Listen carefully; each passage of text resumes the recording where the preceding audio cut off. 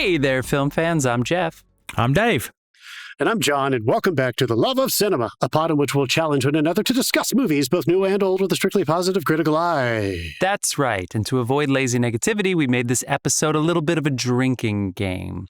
A little bit. So anytime we say anything negative at all about this film, about each other, about how Dave's legs look good for a horse, you're going to hear this sound. That sound means we're taking a drink, and we hope you drink along with us. So, pour yourselves a glass as we discover the French military was full of French Americans, and as far as I can tell, one of the Beatles. It's so funny. Yeah, Harvey Keitel just sounds like he's in Mean Streets. It's so great. Dude, it's like every time they're like, hey, Ridley, what accent should I do? Don't worry about it. He's like, shut up. Don't do it. Yeah, Guys, we try. are talking about, that's right, the Random Year Generator spun 1977. So we are going to talk about Ridley Scott's first proper film. This comes after he claims he had directed between 1,500 and 2,000 commercials. He could not get a picture made. Nobody would hire him. No one had offered him a film, so he made his own. He self-funded. He commissioned a script based on. He just literally was like, I need a story in the. Oh my God, why can't I think of that? In Public domain. Public domain, fucking yes. hell. It's like the AI of the 70s. And so we have the Duelists, 1977, which comes from Joseph Conrad's story, The Duel. We're going to get into that later in the episode. If you're new to the show, we like to set the scene, tell you what else was happening in the year of 1977. We have already talked about this year when we did Close Encounters of the Third Kind, which a student of mine who was like 10 asked me, he's like, have you ever seen Close Encounters of the Third Kind? I was like, who are you? You're the best. How do you know this movie? Yeah. It was so great. And which version do you prefer? I think it was about the weather. They said they were watching it and the weather was going crazy outside. Or maybe the weather was going outside. And I think her mom could hear like the session I was in.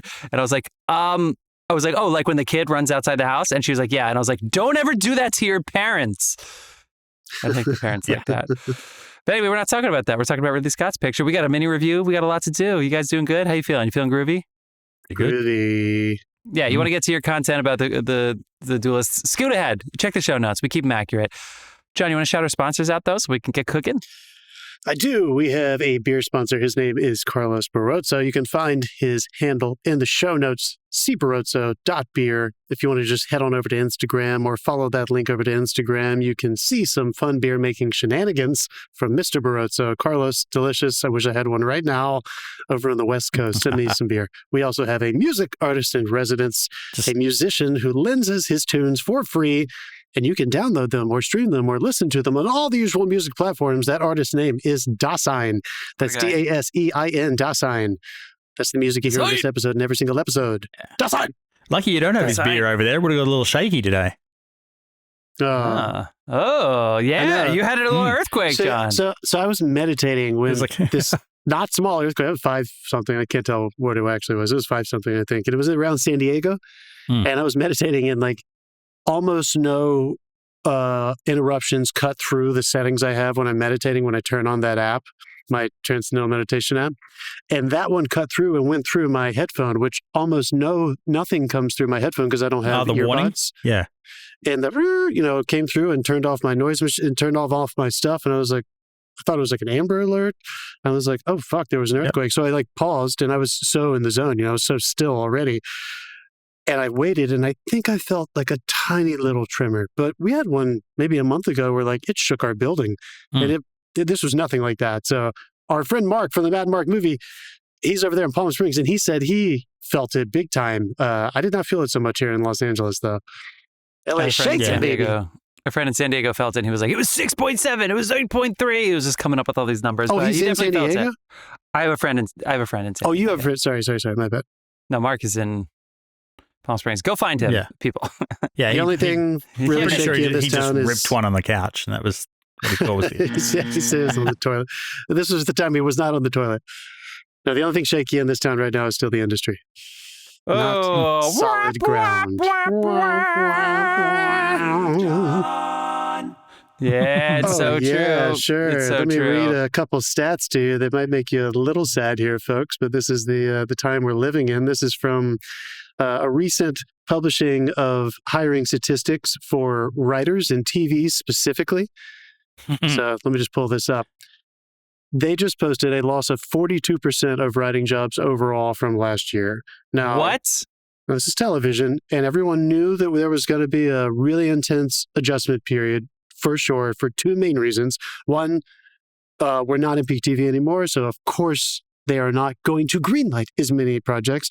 Yeah. And that coupled with the fact that the pipelines were stunted severely by the strikes and how the studios kind of dragged their legs on signing the new arrangement, even that there were less things greenlit even than there would have been if we were just choosing as an industry because of business reasons to not greenlight so many shows.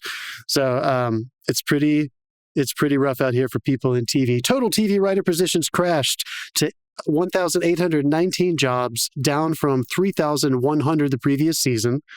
Lower level positions such as staff writers and story editors were hit the hardest, nosediving by 46%. Upper level positions, co-EPs and above, they shed about 642 jobs. So anyone who doesn't know how TV works, those are the top staff writers who also have producer credits or exec credits who are really making serious story calls with the showrunner. Again, they lost 642 jobs. That's a 40% decline. And mid-level jobs who are mid-level staff, probably what they're considering that dropped 42%, losing about 300 jobs. So when you couple that with the fact that streaming is less than broadcast was, where these people already, even if they're lucky enough to have those jobs, that's not a full year's salary or a full year of work. It's tough out here, folks. This is going to be hard. And the worst part is when they lost everything, the first thing they did was sign up a whole bunch of reality TV, which only needs like one or two writers because it's fake, you fools. Yeah. If anything, AI could fill the shoes of. Yeah. I love the credited writers on reality TV. It's so great. Oh boy. So anyway. Well, I'm depressed. You guys have any lorazepam left over? That I guess we should find some public domain material and just go make our own movie, I guess. I looked it up. There's a lot of it. But Gatsby's in there Moby now. Dick? Moby Dick? Gatsby's in there? Hell yeah. That's why the two musicals came out last year. One's on Broadway, and they basically aren't doing Great Gatsby. They just changed what Great Gatsby is. Yeah. Same characters, but it's not exactly Great Gatsby. Who wrote the music? I forget. I know that Keith Carradine did the book and some of the lyrics. I don't know if you know Carradine and Loudermilk. I forget who did the score. I forget. Right. And then Florence Welch of Florence and the Machine did one that went to ART, and I guess it can't come to Broadway because the first one's still running. So it's kind of like a first to market thing. I kind of think like Aaron's and Flaherty could have done a pretty decent it's funny, job with like, that. Whatever you say about LA, New York is worse. Like the production list came out last week, it had nothing on it. Unless you're working on SVU, you're pretty much fucked. There was not a single listing for New York City. I keep coming back. I think I did mention this on the show, but I'll say it again. Tony Vinciquerra, who was president of Sony, I heard him out of his fucking mouth say to like a room of people who were there in a trusted venue, and I don't care. I'll share it right now. He didn't say like, don't tell anybody, but he said, I'll say this, in confidence. If you can make it to the next 2 to 3 years, if you can make it through, you might have a job at the end of it. But the reorganizing that's about to happen with the industry is going to be so traumatic on a giant macro level with the companies buying up and acquiring. And then on just smaller, like I just read those job positions and Dave just mentioned the production divisions. If you can make it through, there might be an industry to work for, but only if you're one of those who made it through and is still working. He said, a lot of people are going to have to quit. Yeah. That's kind of what happened to Staying Alive for 25? I was reading today. Apparently, foreign productions sometimes are taking a little bit of advantage. I was reading a story today about a whole crew that was put on for a gig that basically involved bringing a cast in from overseas, and it was supposed to be non-union. And they shifted it to union halfway through, set the entire crew up to fail. When the entire crew went, we can't do this, and walked, they hired another crew because those guys were now on union and they could get visas to work here. What union? Wait, a union here? No, You're talking about that production was here or was foreign? The production was here. They brought them into the US on tourist visas and then swapped it over to a union production and used that cloud to get working visas. Crazy. For everyone else that's getting like insane. That's I'm scared to travel, but no, they're bringing people in and rotting the fucking system like that. Yeah. I think the answer might be going somewhere else. Live from Paris, France is the love of cinema. Right. I'm so sad. You know what we should do? We should duel about it. We should track each other down over the rest of our lives. Very excited to talk about That's what I thought this show was. Very excited. Very excited to get back to talking about the Duelists with you. Shit, what happened to my buzzer? Fuck you both. Fuck everybody for making John for depressing me. And let's get into your mini review. You guys saw a good movie. We did. I think it's good. Was it good? I can't wait to hear about it. All right, take it away. It's a mini review, pretty spoiler free, short and sweet. What do you got? David? I went and saw The Amateur. Me too. And John did too. We saw it separately at other ends of the country because it's a long drive to his house. And dude, this is like the spy story of old. It's like the pacing is just right. Yeah. Like they really just guide you through it, and nothing is like unbelievable. It's great performances the whole way through. I thoroughly enjoyed that thing. I walked out there going, wow, I got my fucking money's worth out of that. I couldn't agree more, man. I saw it. It is the large format thing, at least it was here in LA I went IMAX. Weekend. Yeah, so I went IMAX too at the big Universal one, the City Walk Nolan Theater. How full was your IMAX? Because mine was like at least half full. That's a giant theater, and it was probably 2/3 at least. There may have been more people who trailed in, after it started, kind of thing. Yeah. From other theaters. It was full. It was full, and I was, looking at other showtimes and stuff, and that was the one that made the most sense because it's the biggest theater, and we went kind of late. Yeah. Early. We went kind of early. I could not agree more, dude. I feel like I feel like it was in the 90s. I feel like it was like a Bourne kind of style. It felt like that, And one of the exciting things about this character, and shout out to the novelist, and I don't have the IMDb page up right in front of me, but this is based on a book. I do. So the novel is Robert Littell. All right, not Ludlow, who wrote the Bournes. Littell. Robert Littell or Little. So the character's fun, because he's, anyone who hasn't seen the trailer, without giving any spoilers away, he's an analyst. He's not an Malek, agent. Right? He is not field trained at all. He's good at some things that have to do with tech. He's got a really incredible brain, but no, he's not a CIA badass by any means. So that angle just makes it fun because you're kind of watching, and I have a feeling the first one is going to be especially fun because of that. I think they're going to make sequels, and I'm excited to watch them. But we got to kind of watch him impress us. He knew more than we did kind of the whole time about what his plan was, and that was a fun storytelling device. It felt like you were in the late 90s, early 2000s. There were no superheroes. It was an international movie. It took you all over the world, but in a grounded way, not in a over-the-top way. I really believed that it was happening and that it had to happen. It wasn't flashy. And there's some really good performances. The music was excellent. I think the thing I liked most about his character development was he's stumbling his way through this stuff, but every now and then he gets this absolutely cool moment. Yeah. Where, and he's got a bit of a, I don't know if I should give this away, but he's got a bit of a moral code that makes his desire for revenge tricky. And that's all I'll say. And you should go watch to kind of understand what that actually ends up looking like and how they call it out. And I had a great time. That would be one where, like, if my friends were like, let's go see it again, I would go see it again. It was really fun. Well, this has to be a sequel because I'm just looking up the director here, James Hawes, and he has directed some television. He directed basically every episode of the first season of Slow Horses. He also did 3 episodes of the Snowpiercer series, Raised by Wolves. He did 2 Black Mirrors. I feel like each Black Mirror is its own film. Undercover, Penny Dreadful, Genius. The 2 Black Mirrors he directed were Hated in the Nation in season 3. This is in near future London. Police detective Karen Park and her tech-savvy sidekick investigate a string of mystery deaths with the sinister link to social media. That one is fucked up. That's the Bees one. I've never seen that one. That one is so good. It's so good. It's fucked up. These people start dying at horrific deaths, and 2 minutes before they died, they were perfectly fine. Have you seen the new season? Everyone's like, don't start with episode 1, go to episode 2 because you're not ready for episode 1. No, I haven't seen that. Apparently, episode 1 is just fuck it. It's brutal off the bat. Let's go. I just want the Brits to take it back. There were a couple good ones in there, but just take it back. And he also did Smithereens, which is a cab driver with an agenda becomes the center of attention in a day that rapidly spirals out of control. Those are the 2 by James Hawes. But that fucking Bees one is so good. No, he did One Life in 2023 with Anthony Hopkins. Way back in the day, he did something called the Challenger disaster. I'm not really sure what that is. Pulse, Enid in like the 2009 39 Steps adaptation way back in 2008. So no, he's done some films. Oh, he did some Doctor Who there, Dave, back in 2005. Oh, cool. So he's been working for a while, but this guy is a hired gun. The movie, I'm saying this with the most compliment I can give it. The movie felt like that. I felt like I was watching one of the old studio guys bring it.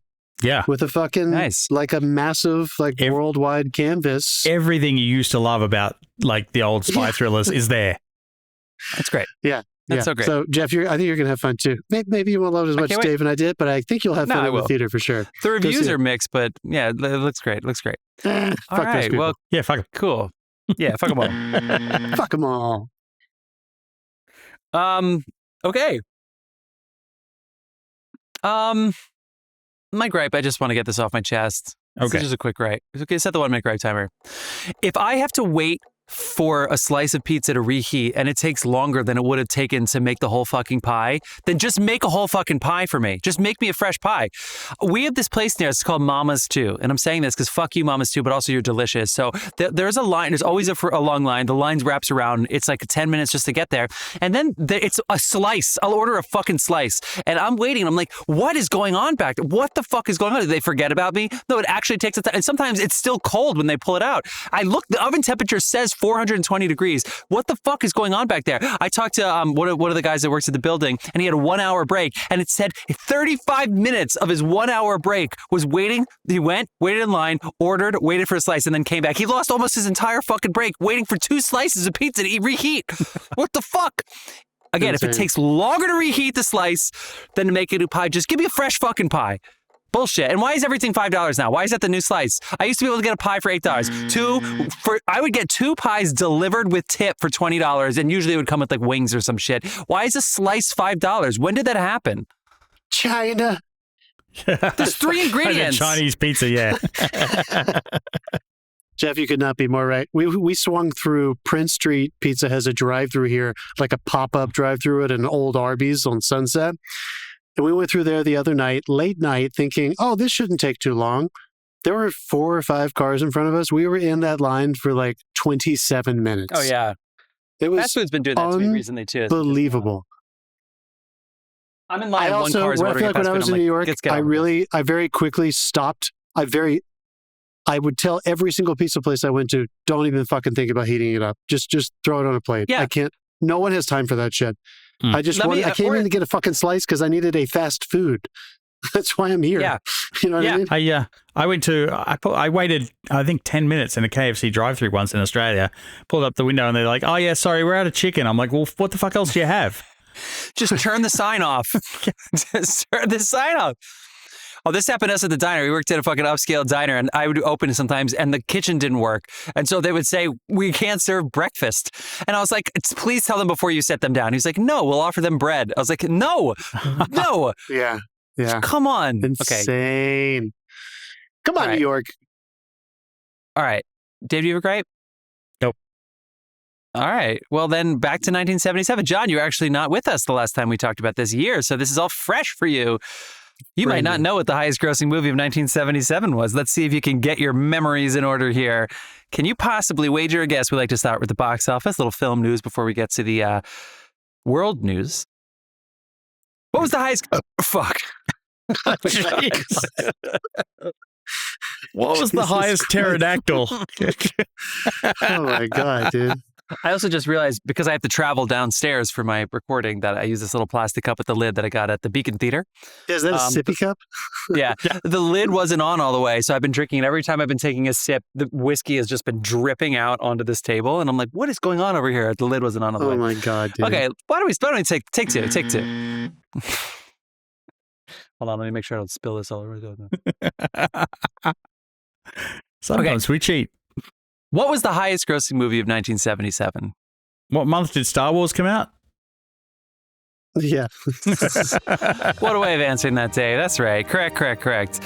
Star Wars, which according to the numbers, its initial run at the worldwide box office was $775 million. Now, I don't know how that really makes sense in 1977 based on the ticket prices. But because I'm looking at the international number, John, I don't get to see the actual ticket numbers on this. But it says that it made $460 domestic and $314 international. And I'm sure this was over years, but there you go. Yeah. What about number 2? Can you guys guess what number 2 was in 1977? Nothing else came out that year. Yeah.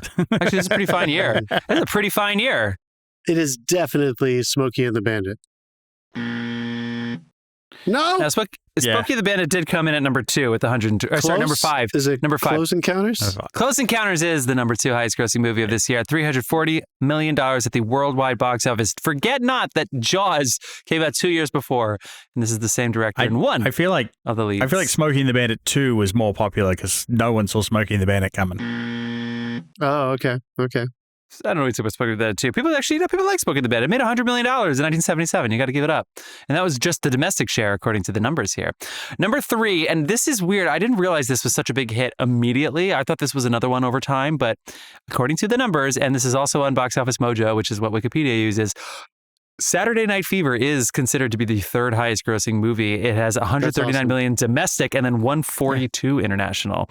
And sneaking its way at number 4 is The Spy Who Loved Me. So imagine Saturday Night Fever beating a Bond movie. I mean, that's pretty crazy. Everyone's like, hey, It's got John Travolta. It's about disco dancing. And they sit in the theater like, oh.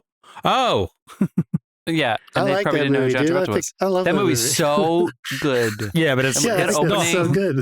That dance sequence is trippy as fuck. It's so good. Don't forget, people brought drugs to the theater at this time. Oh, a lot. Guys, I don't think I've ever told you this. Drugs to the theater now.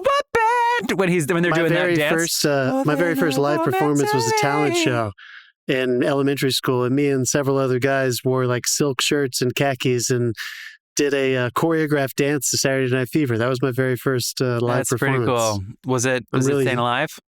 It was Staying Alive, and I'm very serious about it when you look at the video. Pelvic thrusting at like 8 years old with a really intense look on my face. Sure. Okay, so the top 5. There's no jokes I can make about that. You're welcome. That's good. No, it's just disturbing. Any joke I'd make would get me cancelled. Yeah, you cancel yourself. The top 5, again, is Star Wars, Close Encounters, Saturday Night Fever, The Spy Who Loved Me, and Smokey and the Bandit. So to round out the top 10, you have The Goodbye Girl comes in at number 6. In Search of Noah's Ark comes in at number 7. Oh God comes in at number 8. Oh, A Bridge Too Far at number 10. And a big hit, actually, this year, The Deep comes in at number 10, according to the numbers. A couple other movies that made some money. Annie Hall comes in at number 12. Pete's Dragon comes in at number 14. And Airport 77 comes in just ahead of Slapshot in 19 and 20. Forget not, also the first Freaky Friday came out this year to all of your Lindsay Lohan Freaky Friday fans. That is right. Any other movies you guys want to shout out before I do some awards? Why don't we switch the order this time? That was the original Freaky Friday, not the Lindsay Lohan one. That's what I was saying. People, it's like the Parent Trap. People got to know that there was an original. Yeah. There's 5 of them. Let's flip the order. So what other movies you guys want to talk about before we do some Oscars? Actually, I did a little bit of extra research, and in 1977, they introduced the first 3D wireframe animation in film in Star Wars. Wow. They invented the Distraflex motion control system and Dolby Stereo for the first time. Dolby Stereo. Dolby 5.1. No, stereo. Stereo came first. Was it stereo? That was yeah. I thought that they did create 5. I know it wasn't the 5.1 that came out with Apocalypse Now, but I thought they create an LFE with the Star Wars release. There was something that got added in the Star Wars. It might have been 2.1. That's crazy. Anyway, yeah. But the Distraflex thing was great. It's awesome, dude. I mean, there really is like life. All of that, by the way, Star Wars. And pretty much all of that was because of Star Wars. All those things were invented. Just a quick little reminder, Jaws was initially mixed in mono sound. Yeah. So anyone who doesn't know what that means, it was the same sound just coming from the speakers that were at the front of the theater. There was no left and right. There was no bass track. It means the cello came out of both equally. Yeah, the new one sounds kind of weird. It's how, I don't know how you feel about this, Jeff. I'm not a big Beatles fan, but I don't like listening to the remastered stereo mixes of the Beatles tracks. I know what you mean. I think the original mono mixes they sound better. Me too. Anyway. Love did a pretty good job, but... Yeah. I mean, it's there. The original Island of the Dr. Moreau, which of Dr. Moreau is supposed to be like watchable. How about John Cassavetes' Opening Night? That movie is... intense, good Gina Rollins performance. That is definitely worth watching. Three Women. I think that is Altman, Robert Altman. Chekhov play? Yeah. No, it's not. It's Robert Altman. Definitely worth watching. Rolling Thunder, one of Quentin Tarantino's favorites that we almost talked about watching. A revenge story. Exploitation, revenge. James Tommy Lee Jones. It's his first bigger supporting role. New York, which none of us have seen. I don't think we almost did that one too. Scorsese, a lesser watched, maybe not lesser known, but a lesser watched Scorsese. And I wanted to mention this one just because I've had such an weird experience with this movie. Dave, have you ever seen one of Peter Weir's first films called The Last Wave? No. It is a trippy movie that I have only seen, and this probably played into the trippiness. I always kept the diner television on TCM. I would always just keep it on there, and we would just watch movies with subtitles on. Well, then we had the head of TCM would come in. Almost in its entirety. I watched the whole thing because it was a slow night with subtitles, and he's such a great visual director, and it's such a heady piece. That is a good movie. I enjoyed it silent, just watching subtitles and reading subtitles and watching the movie. And of course, we should call out Annie Hall. I don't think we called that out in Eraserhead. And The Sorcerer. I mentioned it. Hurricane Billy Friedkins. That movie is fucking cool. And Matt and Mark Movie Show knows what I'm talking about. He hustled for me to watch that for like a year and a half, and I finally did, and I'm so glad I did. Holy crap, that movie's awesome. Nice. Well, how about that? A couple tiny other film news things before we do some Oscars and then some world events. Star Wars opened May 25th for Memorial Day weekend. The DGA had told Lucas he needs an opening credit sequence, so he decided to distribute it independently so he didn't have to deal with that. I think the DGA forgave him. Close Encounters actually had a much bigger budget than Star Wars. Close Encounters' budget was $19.4 million. Star Wars was $11 million, supposed to be $8 million. So I'm pretty sure he was paying those guys in peanuts and beer that were doing all of the visual effects while he was abroad. Well, no, they kept just running out of money. He never joined the DGA. They never forgave him. So he chose never to ever join it. He just said, fuck I would have that option.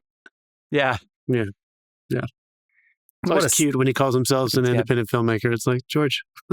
Don't be a dick. Amazing. The Goodbye Girl is considered the first romantic comedy to break $100 million. And at Sardi's, at a press conference, it was announced that Christopher Reeve would be playing the role of Superman. Really fun. I think it was Jeff Daniels was in a play with Christopher Reeve at the time that they made the announcement. I think they were like in an off-Broadway play together. And he's like, well, your life is about to change.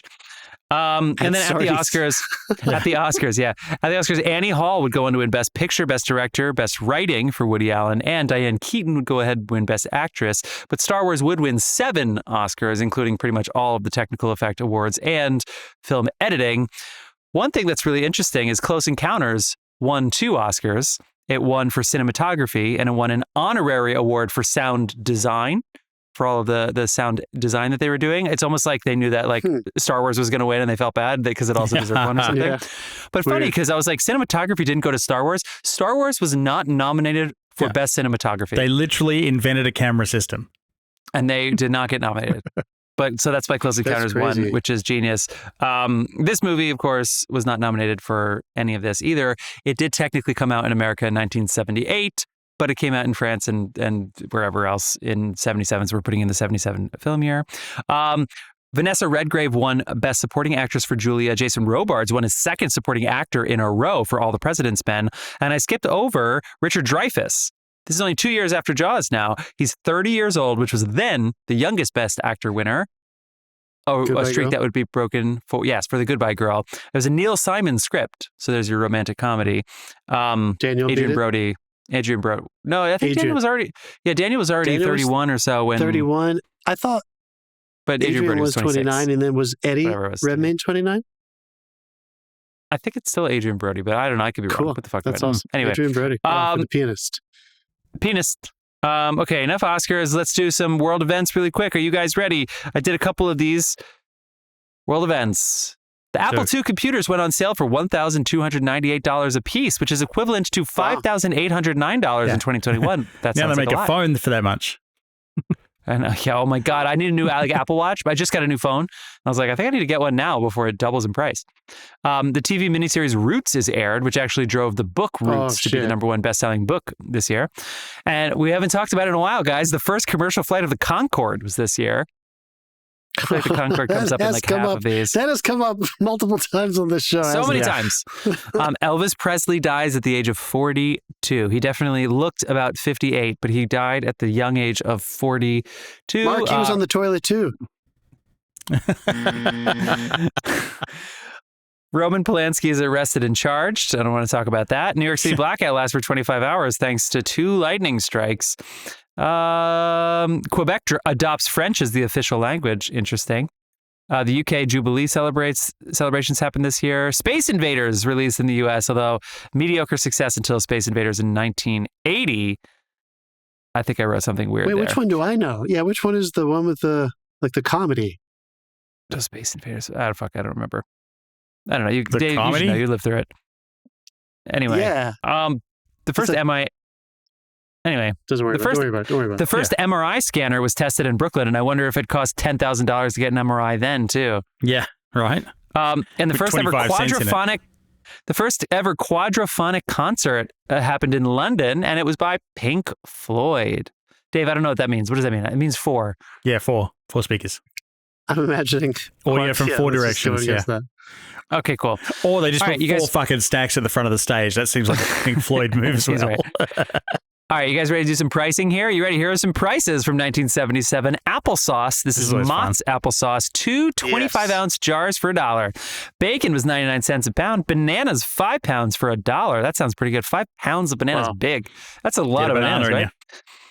A London broil beef cost $1.79 a pound. Bisquick, 97 cents for a 40-ounce box. Bread was 36 cents for a 16-ounce loaf, and cake, a Sara Lee pound, was 87 cents for an 11-ounce package. Purdue chicken, an oven roaster chicken, 69 cents a pound, pretty cheap. 69 cents a pound of chicken of Purdue oven roaster, and Swiss Miss Cocoa, 89 cents for a 12-ounce package. What about your fish fans out there? You like fish? Well, Starkist tuna, if you get your Chunk Light brand, is 2 6.5-ounce cans for $1. You get 2 starfish for $1. Isn't that what they stole in My Cousin Vinny? TV dinner, Morton TV dinner, 39 cents for a 10-ounce package. Again, 39 cents. Your kid can eat a whole lot of shit for cheap. Movie ticket was $2.21. Daily newspaper, 20 cents. 1977 Toyota Corolla, very popular car, $2,800. Men's jeans were $13 a pair, and boys corduroy slacks started at $3.75, but you can go up to $9.75 for your fancy boys corduroy slacks. Waldorf toilet tissue is 59 cents a roll. I think I'm getting into the weeds here if I'm talking about toilet tissue. Let's see. The unemployment rate was 6.4, so it was a little high. Inflation rate 6.5, a little high. Of course, this is Jimmy Carter's first year, and it's already starting off hot. Average house, the average household income, $15,000. Average house, $49,000. I'll take that. Wow. Average monthly rent, $240. I will also take that. Cost for a gallon of gas, 65 cents, and cost for a first-class stamp, 13 cents. #1 book actually was The Silmarillion by J.R.R. Tolkien and Christopher Tolkien. I thought it was Roots. And the top shows on television, according to Nielsen, Laverne and Shirley was #1, Happy Days #2, Three's Company 3, 60 Minutes 4, Charlie's Angels 5, which puts previous winners, All in the Family and MASH, out of the top 10 here. The biggest pop music artists, Barbra Streisand, Barry Manilow, Barry White, beat out the Bee Gees and the Commodores. Hall & Oates are #6. Shout out to them. She's gone. Isn't this also the year Fleetwood Mac that made was it that Rumors big this album? year? I think so. Or well, they were not in the top 10. That seems fucked I think up. Rumors was this year. This is also the year they captured the Son of Sam. And this is a monster one. I feel like we have to mention this one. Like, how big of a deal is this? The Atari 2600 hits the market. There's a shit-ass site that I looked at. Gamers were born. That is right. I mean, like, it was the first, right? Wasn't it the OG? No, there was Coleco before that. ColecoVision was an earlier one. That's where Pong came from. Oh, wow. But was that only available? Was that available as a home console? Yeah. Oh, wow. I thought Atari was the first home console. I thought that was just a... Atari was the first one where the games were actual games. Like you didn't just have a fucking turn thing and you were trying to hit a ball. Like it was the first time the games could actually have a plot or something, like adventure and shit. Okay. All right, well, to round out 1977 here, our popular food trends. It's our favorite segment here from this weird-ass site that didn't put fucking Atari on here. You ready? Number 10. 10th most popular food trend. Is that applesauce? Not quite on here, but cup of noodles, number 10. Number 9, crepes Suzette. Number 8, country captain. What is Country Captain at number 8. Yeah. Country Captain is Country Captain is a curried chicken and rice dish that is popular in the South. You dick from North Carolina. You don't know your country shit, dude. I've never heard of that. I thought it was a football reference or something. Chex Mix comes in at number 7. Cheese balls, number 6. Number 5 is carrot cake. Number 4, Campbell's Chunky Soup. Number 3, Black Forest cake. Number 2, Boeuf bourguignon. And number 1, most popular food trend of 1977, the ambrosia salad. Shut the fuck up. Wow. I don't know what this weird-ass site is. Guys, I feel like this is worth mentioning. This weekend, we went up to, it's an unassuming bakery north of Los Angeles where Tom Cruise gets his coconut cakes every year. And we bought ourselves a couple little ones. We bought the coconut, we bought the carrot one and gave it to a friend for their birthday party, but we bought one to try as well. Holy fucking shit. It is, next time you guys are out here, it is worth the drive up there and grabbing yourself a little bundt cake. Imagine you stand there, you look at the window, you just see this dust cloud. What's that? It's Tom coming to get his fucking... Oh, he's running. He actually he came out of a plane to get there. He's running down the driveway. How much Scientology slave labor do you think made that coconut cake? Again, it's unassuming. I don't think it had anything to do with it. I think it's just a bakery that he found out from somebody. That's what you meant by unassuming. Yes. I don't know if it's slavery if you volunteer. Well, do you volunteer, though? Yeah. They tell you got to sweat your sins off. You got to sweat out those sins. Otherwise, you're going to hell.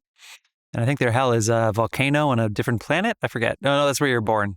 It's all weird. Inside the lizard monster's nutsack. You are... Oh, Jesus. We both reached for the gun on that one. Oh, my God. David, the Chicago reference. And you know those lizards are asexual. Nobody's safe. Finds a way. All right, guys. Oh, man, it's so good. All right. Are you guys ready to talk about the Duelists? Which I had up here until you guys started talking about the amateur and I fucking changed out. Okay. Ridley Scott's first proper film, 1977. Oh. What? Pete's Dragon came out this year, and that movie had a huge impact on my life. We can keep going. That really fucking rocked me when I was a child. All right, what you got? Good to know. Okay, so the Duelists. This is a renter for me, which I had to rent twice. Yes. Oh, no. Oh, you did it again? I'm not happy about. Why? Why did you have to rent it twice? I'll tell you about it in a second. That's 2 Prime days. I'm going to read the IMDb description like I always do, and then I'm going to pass it around. This is a first-time watch for all of us? Yes. Yes. All right, here it goes. Also, I should also mention that Dave and I did The Last Duel, a Ridley Scott movie that nobody saw and nobody wants to see anymore, but we really liked. We really enjoyed it. As long as you actually sit through the whole thing, get to the Jodie Comer section. Her version is amazing. I'm saying this because it's also about a duel in France. The Last Duel. That was set in the 1400s. Yeah, it's the same thing from 3 different perspectives. So it's Adam Driver. Cool. No, Matt Damon goes first. Adam Driver goes second. Jodie Comer goes third. And there's actual, like you see the characters from the perspective of the person telling the story. So the characters are absolutely different characters in each version. They have to reenact those scenes, and you gotta watch it. It's a really good one. You'll love it. That I can't imagine them having to do multiple times. Okay, it was great. Ridley Scott directed that. That's why I'm saying that. Matt and Bet, France duels. Okay, France, 1801. At least that's where it started. Due to a minor perceived slight, mild-mannered Lieutenant Dubert is forced into a duel with the hot-headed and irrational Lieutenant Ferrol. their disagreement ultimately resulting in scores of duels spanning several years. That's your IMDb description. What'd you think? What'd you feel? No stuffy criticism. Who wants to go first to take it away? Keith Carradine. Is Keith Carradine the one? Is he the Carradine with the, With the what? With Kung Fu? The story and the... Or... I'm not sure what story you're talking about. No, he's still alive. Okay, never mind. Yeah. Okay, good. No, that was David Carradine, wasn't it? Yeah. David is his older half-brother. Who did he's the guy with the thing that... I'm not sure what you're talking about, but he's Bill in Kill Bill. He's in Kung Fu. That's David. Are you talking about the autoerotic asphyxiation accident? Yeah. Yeah. Okay. Yeah, he choked himself whacking off. So. Sorry, Keith. Okay, let's get back on track here. Yeah. Yeah, I buzzed myself. Shit. Yeah, John drank it to me. Okay, so who wants to go first? I'll go first. I never go first. Okay. This movie is so authentic that I think if you put that cap on, let me put it this way. I could not watch this movie and not think of it as the first movie in this very famous director's canon. I couldn't do it. I can't, you know what I mean? Like, it was impossible for me to think of it any other way.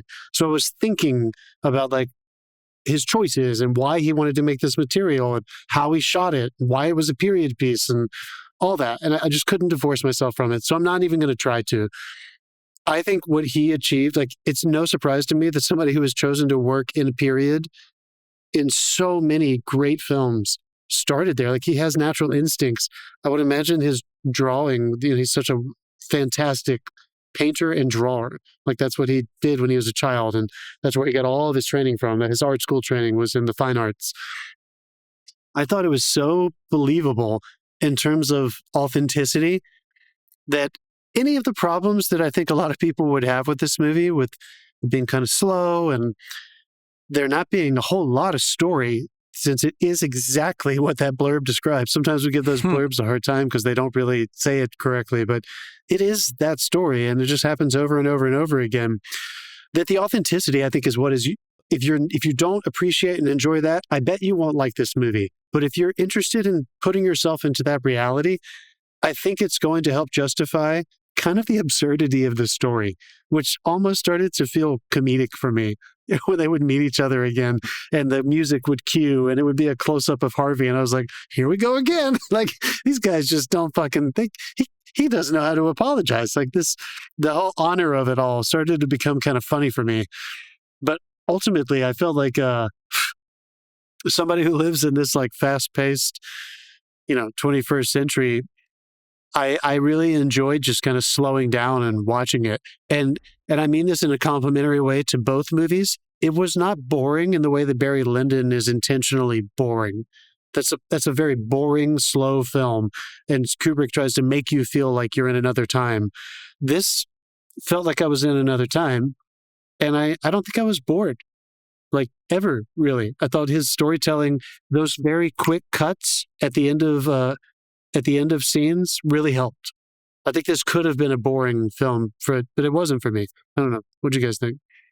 Dave? Well, I think you didn't get any boring because I got all of it. Okay. Yeah, look, sure. I'm not. I was thinking the whole time I was watching, I was like, Dave's going to hate this movie. Yeah, I was going to say, just mention my name, dude. It's okay. Look, I'm not faulting the directing or the cinematography. Cinematography because they both seem in order, and but the writing, like, this was the last thing that guy ever wrote. Gerald Vaughan-Hughes. Yeah, it was the last thing he ever wrote. I did not enjoy the writing at all. No, there's about 9 other things, but like there was definitely, like, if you find out some of the stuff about how this film was made, like the fact that he funded some of it, just from himself, etc., and they didn't have sets built. They used actual locations in Scotland and France because they couldn't afford to have sets built and stuff like that. But apparently they could just fly to Scotland and France, and that was okay. They couldn't build a set, but let's just fly people around. I was very interested in that. I mean, it is kind of easy to get between those two. cheaply. But, just think about how much it would be now to put everybody up in a hotel, pay them their dailies, give them their stipends. Like, it'd be so expensive now, is all I'm saying. These people probably worked for fucking nothing. In fact, Albert Finney worked for a case of wine. I found this very fragmented. Like, it was just like, this happens, and then there's another thing where something else happens, and it didn't really gel and connect. It wasn't until, like, he settled down and was at his house, like his estate or whatever, that you started to get like a bit of a through thread to it. Otherwise, it was just these guys fighting. It was like watching a thread on Reddit go. Like fucking two guys bitching at each other. So I totally agree, and I did get the frustration though of like, well, these two guys just sorted out. Like, I got what was intended there, and you're right, it did become comical a little bit after a while. It was funny. So Jeff, before you speak, I think for a criticism and a compliment, because sometimes it works in his favor and sometimes it doesn't, and it's always relative to the story. What we on this show, and I think personally, just when we've all been chatting with each other about his movies over the years, sometimes the world feels like that was the focus, and there maybe wasn't enough focus on story. But the world is always like really believable, and if you don't mind just living in that world with him for a while, you might get some of the payoff. But was it a super well-crafted script and story? I feel like you answered that. Yeah, I feel like the script absolutely let it down. There was nothing wrong with the visuals. There's nothing wrong with the direction, but it was just the script and the way the script was structured and the way, like, I guess the film was structured. So that's a little bit on direction. Just let the whole thing down. Like it literally, I was sitting there praying for the invention of guns, and I'm not sure if it was so that the duels were shorter. Your wish was granted. Or that it just ended all and not have to watch the end of this movie. Because it was just... You do know that guns were invented in the 1700s? Yes. I didn't know that. I believe the American Revolutionary War at least let us know that there were guns in the 1700s. Guns turned up in this. Then. I thought it was invented before that, honestly. Okay. Oh, okay. Well, I didn't know. I don't know. You think I know? You think I'd look this up? Jeff, what did you think? What did you think of this movie? First film. I tried very hard to do what you did, John, and just say, like, this is a first film. We should also say that this was nominated for the Palme d'Or, and it was the unanimous choice for Best First Film, which I think that, like, we can all say, like, Best First Film, fuck yeah. Do you get a statue for Best First Film, or is it just a certificate to stick on the fridge? I'm hoping they gave you something better than a quiz that you aced. I think, okay. It was stunning to look at. I love seeing all the extras. To have all of those kids and animals, it never happened anymore today. It just wouldn't happen anymore today. The geese. Those fucking geese at the beginning. Yeah, oh shit. Those geese did not like the sounds of people fighting. They're like, whoa, let's get the fuck out of here. Whoa. And they just got scattered. They're definitely non-union geese. Yeah, they're not. They did like the geese performances. Okay, so I was bored for sure. I think I imagined myself seeing this in the theater back then, and like, you got away with that, didn't you, son of a bitch? Oh yeah, but John was talking like I wasn't bored. Like, we didn't ask if he was bored. He just said that because he knew that it's on the table that people are going to watch us to be bored out of their fucking mind. However, it's stunning, and so I imagine doing it for the film, like being like, holy shit, we can capture this and look, we can composite. Sorry, we can. I don't know the words I'm using. We can have screen composition that on a big screen is going to melt people, and they are going to be just lost. And then this very, very simple story, and like, I had a lot of Barry Lyndon vibes, and I was like, is it just the time period and the fact that they wore clothes that were ridiculous? Why are they in fucking Russia with these clothes? Can you just give them better clothes when they're in fucking... Why do they have to wear those hats in Russia? Just put on some of those weird-ass Russian, like, fucking... Put on lambskin. Put on a dead animal's, like, body. Like, don't wear that fucking stupid-ass hat in Russia in the winter. You're gonna die. It's stupid. But the film did it right. Anyway, I'm saying...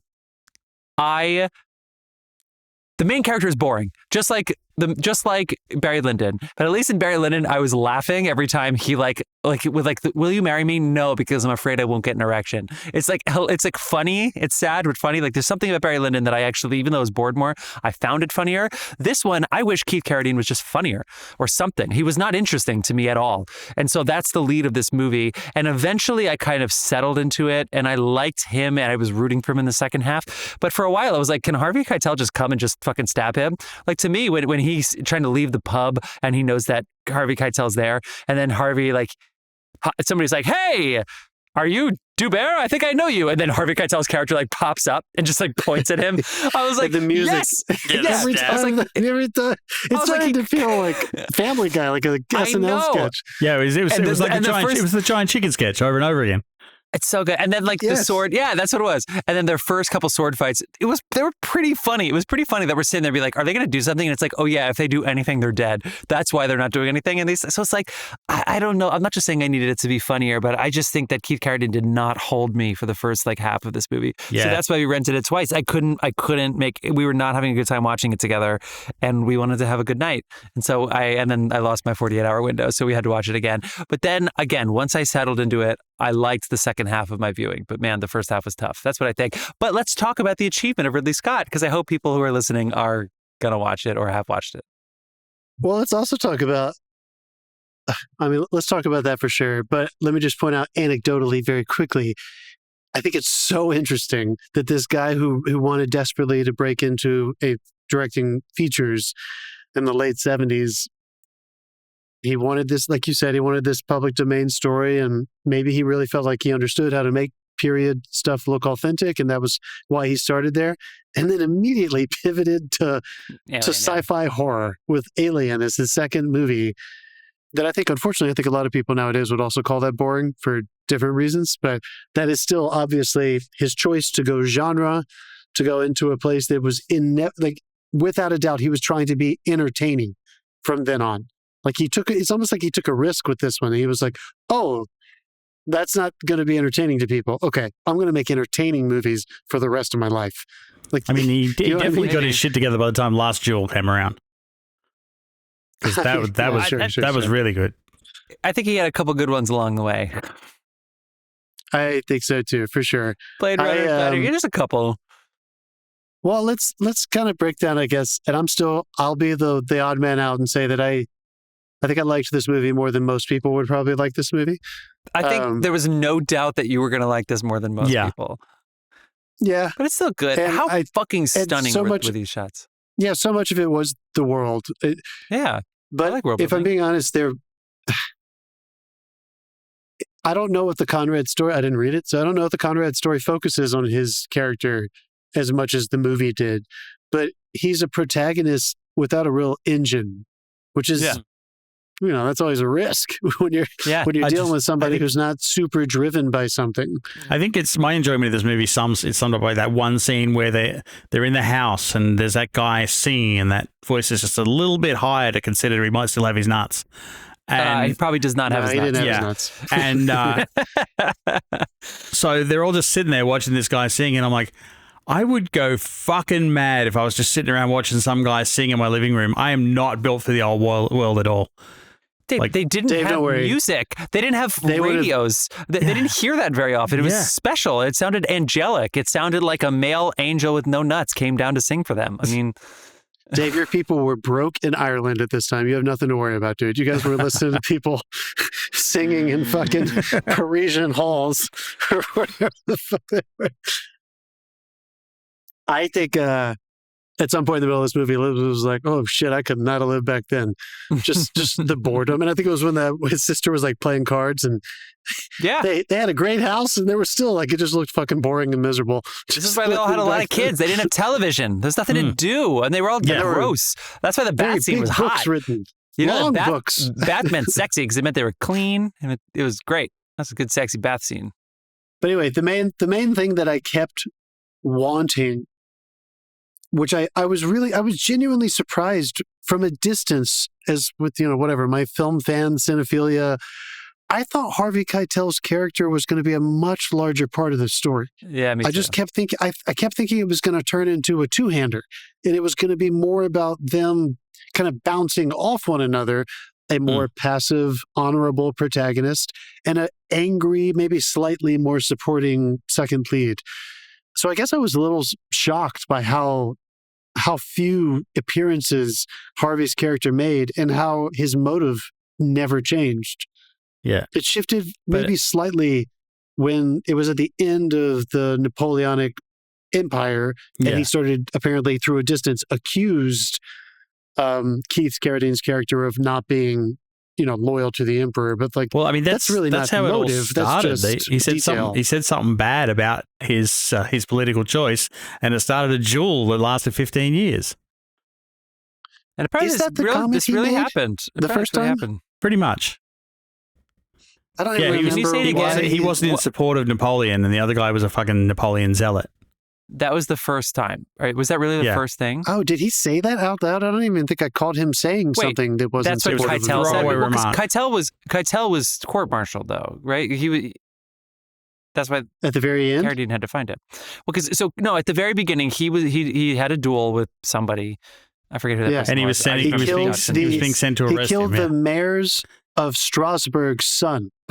That's what he didn't know that. He claims he didn't know or something. And so Keith Carradine has to go and get him and say like he'd been court-martialed or whatever. But I thought Keith Carradine was already in the Napoleonic army at that point. I thought he was too, but I think Harvey Keitel was just like trying to get out of it. He wasn't going to go.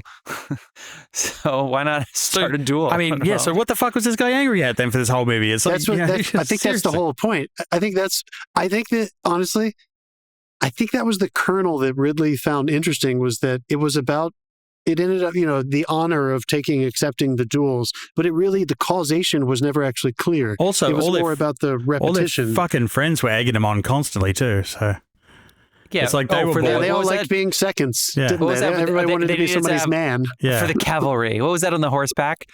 So I'm going to die. Absurd. Cut.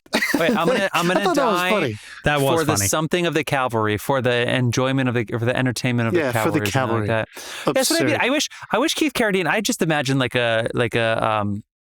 was the guy that played like Gary and Veep? Was his name Tony something? You know that little guy? I never saw Veep. What? Whatever. Fuck it. Oh, he was in Arrested Development. In Arrested Development. Buster, yeah. He plays Buster. Yeah. Apparently an Australian politician used one of the campaign speeches from it, but I've never seen it. Trump uses it all the time. He just thinks it's serious. Oh. Anyway, so him, like I imagine Tony Hale. I imagine like him, like what would he do if he was like, what? I'm not a violent man. What the fuck am I doing dueling all the time? Like, but instead Keith Carradine was just so posed. And it was so serious that like I liked it better later when all of a sudden he was like a colonel and then a general and then he still had a duel. Like that got me. But at the beginning where he was just like, I don't want to do this, it just wasn't interesting enough. I just wish it was more interesting. That's all. Even though it's a really good story, it's just like I'm staring at this guy's face for too long to not be interested. Like, come on. No, you're exactly right, man. I think sometimes there are exceptions to these rules, but generally speaking, with most storytelling, I think you kind of need to feel like you relate emotionally to what the hero is going through. And if you don't even really understand why they're doing it, it's hard. I think Ridley probably very consciously thought about that. And he said, no, I don't want to justify, I don't want to have some speech or monologue about his honor. I just want to, I want to try to create a world where that is already the circumstance. But I don't know if it worked. I think a lot of people probably were let down by that. Just the reality wasn't quite enough for us to catch up to it. Do you not think that Harvey's, because he was a smaller role, it didn't work better? Because then he would pop up and be like, "Ooh, shit's about to go down," and it's like we only saw him be that kind of one beat that he was, but it was a pretty good beat. He didn't really get fleshed out very much. Look, it was fun and funny. He was a supporting character. I guess there is a part of me though that felt like that guy has conviction. Like he has values, and he's got a weird code that he's living by. Yeah. And he's volatile and erotic. I feel like if we had stuck with him a little bit more, we may have just seen, let me put it this way. I think I would have been entertained by how that expressed itself in other parts of his life as well. Yeah. Not just with this dueling. somebody offended his baby mama's gugats. And he had to. I mean, I would have liked to have seen him off a couple more people before it settled into just those two. When she walked into that tent, she said, "I just wanted to look upon you." He said, "Well, look." He was like, "Hey, well, fucking look, bitch." I was like, that was pretty much, the tone. Yeah. That's so good. Whether it's Shakespeare or Greek tragedies or whatever, it's like the intention's the same. That's the method. Everybody thinks the method's staying in character. The method is we all relate to all these people. Yeah. I know what it's like to be, man. Fuck you. That's. I mean, if you're not going to do a French accent, why the fuck not be from Jersey? He did it. He wasn't. I don't know what he was just fucking from the Lower East Side. That was it. It was so great. And then Keith Carradine did some like generic upper class American accent. So bland. I don't know if it worked putting those guys. I don't know if it totally worked putting those guys around all these great like British character actors. Yeah, Albert Finney was so good. Albert Finney was some great. Weird bouncing I wasn't in for.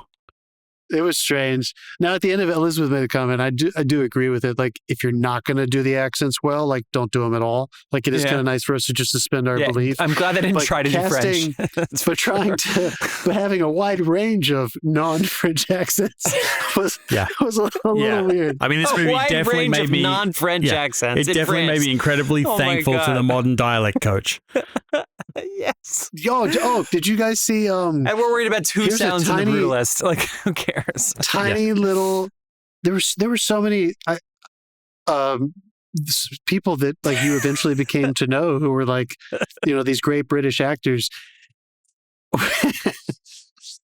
When Keith Carradine goes to see the general who's in charge of him for like the second time, and the guy's getting shaved. Yeah. And he's like, "What the fuck did you duel that guy for? Did you see who was shaving him?" No. It was Pete Postlethwaite. How do you say was it actually him? He was fucking shaving him. And I was like, oh shit, I thought he was going to speak a little bit later, but he didn't do it. But there you go. He popped up. No. I think it was him. I don't even think he's credited. It's a non-speaking role, but I mean, how can you not? That face is so recognizable, right? Stacy Keach narrated it. Yeah, there were a couple people that I recognize. Oh my God, you're so fucking right. Orderly shaving general is what he's billed as. I don't know. Is that him? I can't tell. Let's ask that question. What did you guys, speaking of non-French accents, what did you think of the narration? Was it necessary? Did it add anything? Stacy Keach's narration? Yeah. Dave? That felt added on to me. Yeah. That felt like he did not plan on using that. And then they were like, we need to put something in here to clarify what's stuff. going on? It kind of added to the non-interconnecting of certain scenes, like, because that was just so out of place. It's not enough. I think it would have been better. You got to give me more it. or give me less. Give me more or less. You can't. Yeah, it was a weird amount. Yeah. And then he would come in out of nowhere and say like 2 sentences and then disappear again. Yeah. Sorry, Stacy Keach, you did your best. It may have even been an opportunity, if you want to use narration, to like use Keith Carradine's character. Yeah. Like give us a little bit more clue to what he's feeling and thinking. I know. He's talking to all these people half the time. We don't know who any of these people are. It would have been fun to swap between them and have each of them deliver some of it in character. All right. Apart from the ending. How about this? Technically, what was it like watching Ridley Scott shoot with a single camera? We haven't seen that in a long time. He kind of started shooting multi-camera in Blade Runner. I mean, almost immediately he started doing that more often. I kind of enjoyed watching the restraint with the director. You know, we just think of him as such a giant commercial director now, even when he does make his period stuff. What was your favorite, I don't know, duel scene? There were 4 or 5 duels. What was your favorite one? Not the horse one. The interstitching probably. I think it was the first duel where he got stabbed. The very first one? Or like the one that's behind me where he gets stabbed? No, they were at the house and the tent and everything. So the first one, yeah. The one with that elevated house that looked fucking awesome. Where there was like a house on stilts. Yeah, because there were a couple of... Wait. The one where he goes to... Where he slices Harvey Keitel's forearm? Or when they're both super exhausted and they're fighting? It's when he slices his forearm. Okay, the very first one. Yeah. Yeah, that was your favorite one. Cool. But the first one in the movie wasn't with Keith Carradine, right? Oh, okay, yeah, sorry. Yeah. No, not of the movie, it was, yeah. but of the first between them. The first one between them was... I also like the very last shot because it was like the last shot was incredible. It's like just a little bit of cloud. I mean, if they're in Scotland or France, it's like, okay, we're going to run up the hill and hope for the fucking best with the clouds. Like, yeah. The odds of getting that shot, they adapt. If it was pure sun, it would have been shit. And also, it was probably that one was probably in Scotland, right? Because it's France and Scotland. Did you guys think there was the castle? It felt like it was Scotlandy, didn't it? I thought Harvey was going to jump. Did you guys think that? Yeah. It crossed my mind for a second. I didn't think about it at first until we saw his close-up. I was waiting for him to jump forward towards the camera, and we're in the close-up, so you would know that he jumped off the cliff. I thought he was going to do that, yeah. Me too. I think it was pretty clever. It was pretty clever how you didn't know what happened, how they ended that duel before it ended. And then he said, is he dead? And then Keith Carradine doesn't end. Yeah, it's pretty clever, pretty cinematic, Dave. The guy trying to awkwardly run through the field in the background of the shot. To try to find him. Yeah. That was funny. Jeff, what did you guys think of the performances in the exhausted duel? We cut in and they're already like an hour into it or something crazy. Great. Those guys are fucking like bloodied and torn. Keith is a good actor. I just think he didn't find it. He didn't find it or whatever. So I think he's good. You know, the scene where he's proposing with the horse was pretty funny. I don't know if I really bought it. Oh my God, that horse stole it. Apparently, according to IMDb trivia, the horse had an erection, and that's why she kept laughing. And they were very friendly. Those two horses were really friendly with each other. I liked that duel scene. I thought that was really impressive and hard to play. Because there's so much patience. You can't just like fucking sling your sword around. Yeah, that one was probably the most one for me, where kind of what I was talking about. I want to give Ridley some credit here. In the spirit of showing you the authenticity of how slow time moves here and how high the stakes are for the thing they're doing. Like, they're almost at odds with each other. Like, it is exciting, and that's why I think those guys wanted to be there to watch it. It's almost like sport, if you will, but it's coming out of a vacuum of, like, nothing. So, like, the one that's behind me right now, I think their second duel, that opening master shot where they eventually ride over the hill and come into close up, Harvey and them, and he gets off the hill. He gets off, and Keith is practicing already. You know, that was a really great establishment of like time. I thought the fourth one with the trees on the cavalry on the horseback was so gorgeous. Like just being in that grove of those trees. Yeah, that was some good shots in there. Holy fuck, that was so pretty. Amazing. But I think in terms of the slowing down time and like what it actually felt like to do nothing and have no distraction but what's happening in front of you, that exhausted one, those guys that were like sitting on the edge of that little house, like that window thing, just watching, it was so boring that I found it entertaining. There was nothing that they could have really done to each other at that. He like slices his shoulder, which is pretty good, but they're so tired that the fight's already over and they're still just watching because there's nothing else to do. I don't know. I really felt like I was there. That one, I really tapped into that one. I don't know. I thought that was a really cool choice to not start it, to just cut in way far into the duel. That glove is pretty fun too.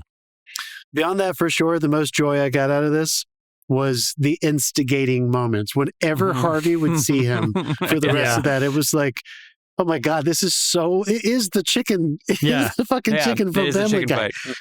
When they are in fucking frozen Russia, and he sees him across the fucking frozen campsite with dead soldiers between them. The look on Harvey's face is so, like, you talking to me? Like, I mean, from across, it's hilarious. And then he volunteers. Is Keith Carradine volunteering so that he can get out of the duel? Like, what is this volunteering? Yeah, I think he kept thinking, like, surely this guy's going to, like, we're just going to be friends. Surely we're going to get past this. I don't think he wanted to duel him. Yeah, he thought, why does he keep trying to save his life, by the way? He did. They end up having a, like, Batman Joker sort of thing. Like, one couldn't exist without the other. From one side. The other side was still fucking furious.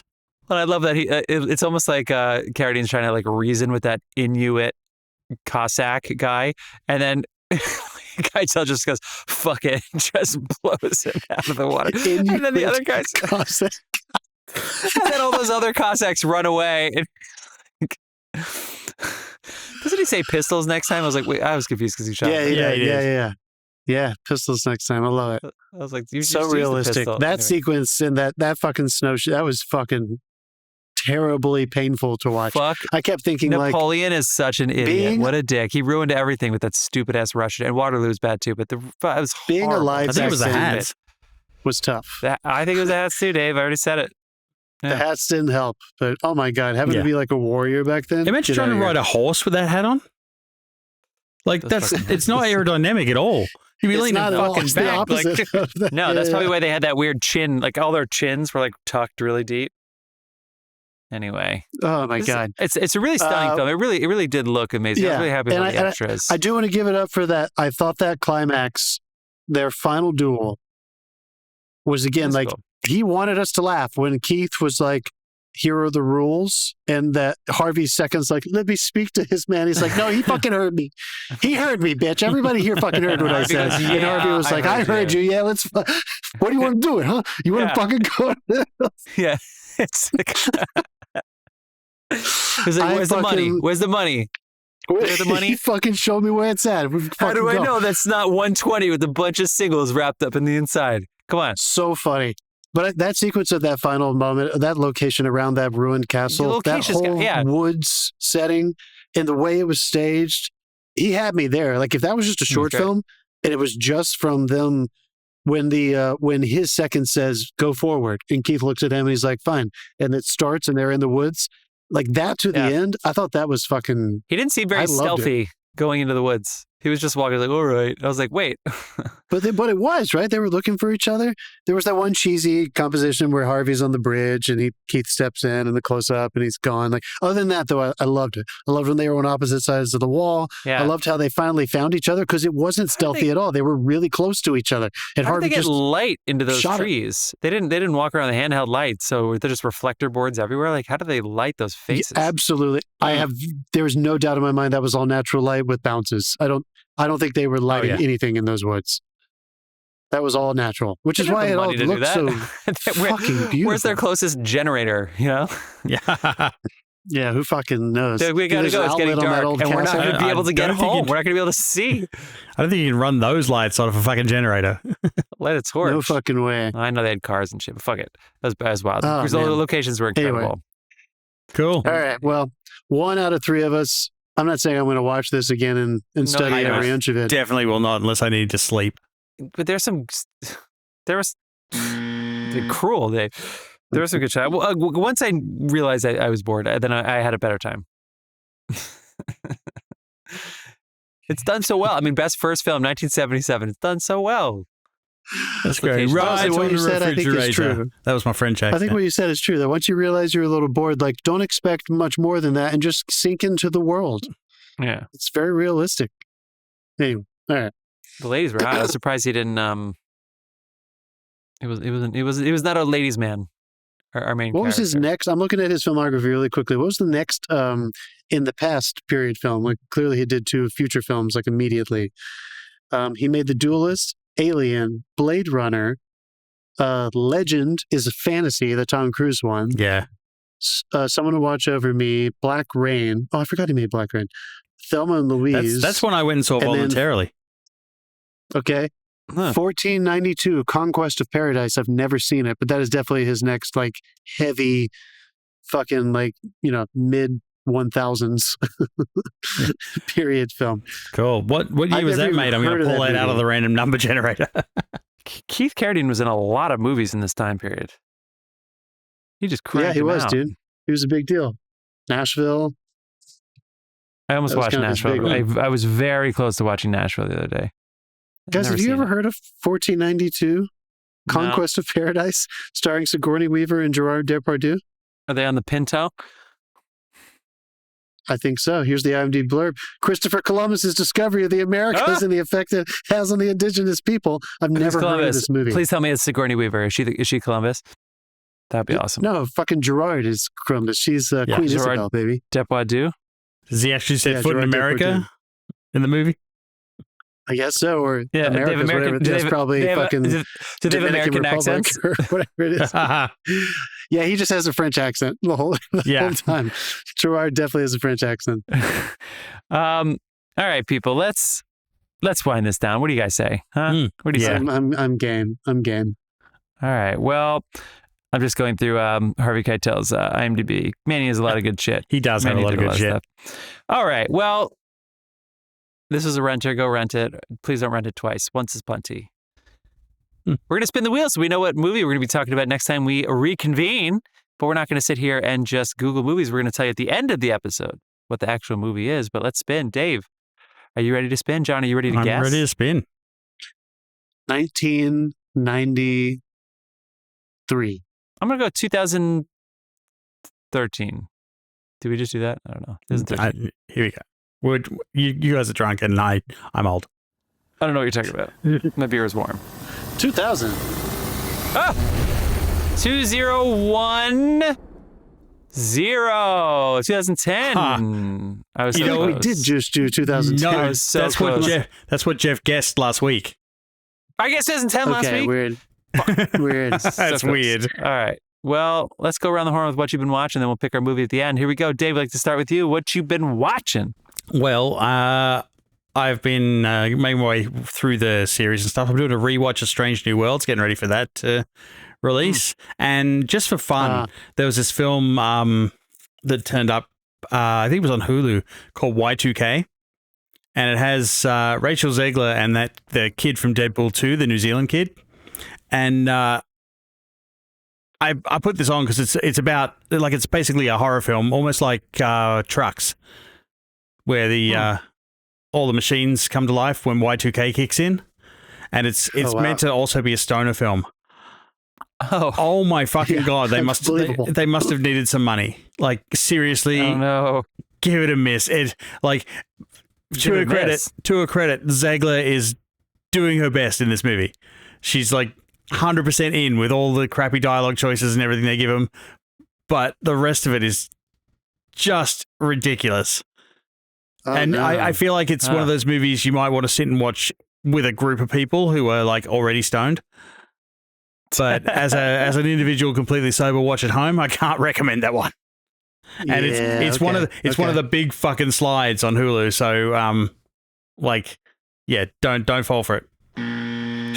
It looked weird, to be honest with you. That was my public community. I watched. I caught up and finished The Pit. Really, really fun. Really good. And I finished White Lotus. And that's all. I think that's all we like. That's been a week. It's like too far for the taste. But what'd you think? Oh man, I don't want to go on record saying this, but I feel like your comment was a really good comment where you said kind of underwritten, over-directed. Yeah. I think there's probably some truth to that. I feel like I still kind of exactly with this movie, like I still enjoyed the world so much that I had a smile on my face every time I pressed play. Like I was just happy to be there in Mike White's world. But I feel like that really kind of insidious taboo angle that always showed its face in really opportune moments in seasons 1 and 2. I don't know if this one really got there other than the incest stuff, which was great. And I felt like that was going to be, I thought we were going to get there sooner and maybe John loved it was going to spin off things. Nah, just like really, I want the taboo shit. That said, I was very moved by his ability to, because I don't think he's really done this yet, the 3 white women, you thought that they were going to end up destroying each other, and I was really moved by the opposite of that happening. Well, and Carrie Coon with the delivery, where it's almost like she started it the same way she would say it if she's like, "I hate you, I never want to see you again." Have you seen and then it turned. Have you seen the clips of people play the opposite? Right? It was such a good picking her up choice. It was for so good. Seen the clip of people picking her up for like just bolting when something happened, just leaving her friends behind. She's like, yes. Apparently, they're on one of the pontoons or something, and something happens, and she just bolts and leaves them behind. And everyone's like, "What are you doing? You left your friends behind." She's like, "Oh, she's a New Yorker. She's looking for the exit at all times." I get it. That's true. Hey, I had a good time. I haven't seen season 3, and I have a little bit of a bone to pick because we were talking about this the other day. And, Jeff's like, I got to go and watch, the finale of season 3, and then proceeds to fucking text about it to the group thread that we have. And all I said was what John just said. I didn't give any spoilers. You were behind. You're fucking season behind. It's not like you were 1 episode behind. You're doing it all live. I said was over-directed, underwritten. You're the person I complain about on the fucking internet. Well, it's not like I sat there and said, wow, Jason Isaacs' prosthetic cock was huge. I was like, I saw... What have you been watching? That. Did you like the last episode of The Pit? Cocks. Yeah. I haven't seen the last episode of The Pit yet. I forgot until I sat down here. I know. I'm so sorry. Fuck. I saw I saw both of the GSW ones though. So but I can't wait. I'm fucking behind. We started watching as a family.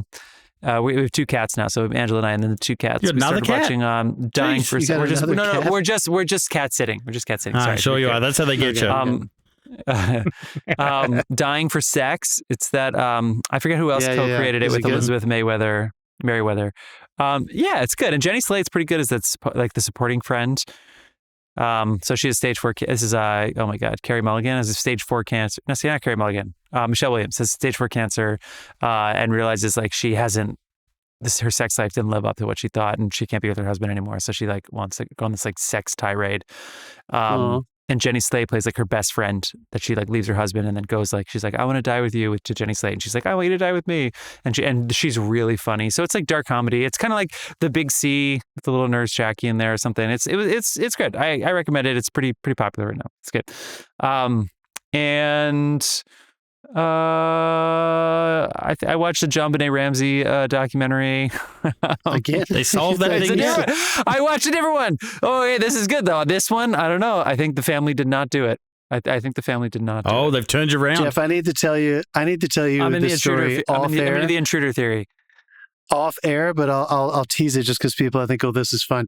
I know a guy who is good friends with the medium, who was a medium for the lead detective on that case. And he told me some fucking crazy stuff that medium like sought out in speaking with, Jean Benet basically, that told the detective shit. It's fucking crazy. Oh my God, I cannot wait for you to tell me this. That's it. I want to hear this. Okay, that's all we did. All right, okay. We're not even going to pick a movie. Did you see anything else? Because I forgot 2 things. I watched We're Getting Ready because we're going to Paris probably at the end of the month, maybe a couple weeks after that for the honeymoon, the belated honeymoon. And so we're watching some Paris movies, some fun ones. Cool. There are a lot of heavy French ones. We're trying to watch some fun ones. Do they actually have French accents? Not always. Midnight in Paris, classic. Yeah. And Julia and Julia. Half of that movie is really fun. Yeah. Amelie might be next. Great one. Oh, yeah. Amelie's so good. Okay, Can't cool. That.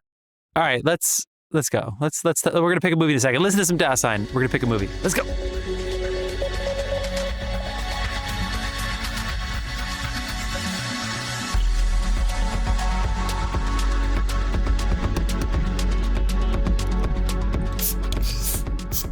And we're back. Oh, sorry. You guys were saying cool. And we're back. We're back. Guys, we made our choice. We've already done Incendies, Denis Villeneuve's. Just got out of therapy. And you keep saying that. Anyway, we can unpack that later. You fucked me up.